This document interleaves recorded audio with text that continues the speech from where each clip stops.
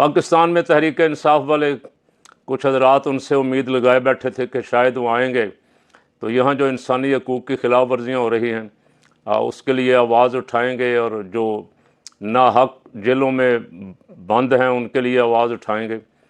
लेकिन उनको तो ये सारा कुछ सूट करता है, उनको ऐसा हुक्मरान, ऐसा डिक्टेटर सूट करता है जो बस उनके मकासद के लिए काम करे, बाकी जो मर्ज़ी करता रहे। जनरल ज़ियाउल हक 12 साल निकाल गए, वो इसलिए कि अमेरिका को ज़रूरत थी हमारे जर्नलों की, वो पुश्तपनाही कर रहा था पूरी। उसके बाद मुशर्रफ को ज़रूरत थी फिर अफ़गानिस्तान में, मुशर्रफ की ज़रूरत थी अमेरिका को, और उनकी भी पुश्तपनाही होती रही। कोई इंसानी हकूक़ का मसला नहीं उठाया। अब जो बाइडन ने पाकिस्तान में खान की हुकूमत चेंज ही इसलिए करवाई कि खान एब्सोल्युटली नॉट कह रहा था, खान अपनी मर्ज़ी से रूस जा रहा था, खान बार बार उनके अड्डों के मुतालबे पे कह रहा था कि हम कोई ग़ुलाम हैं।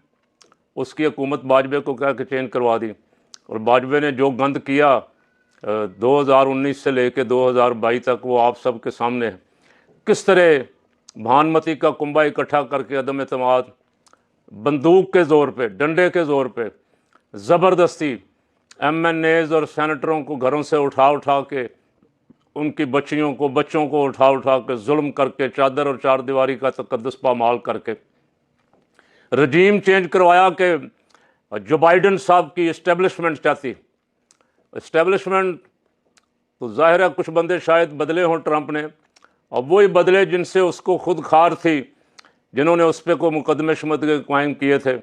बाकी तो इस्टेब्लिशमेंट वही है। वो किस तरह खान के हक़ में आवाज़ उठाएं या इंसानी हकूक़ के लिए, वो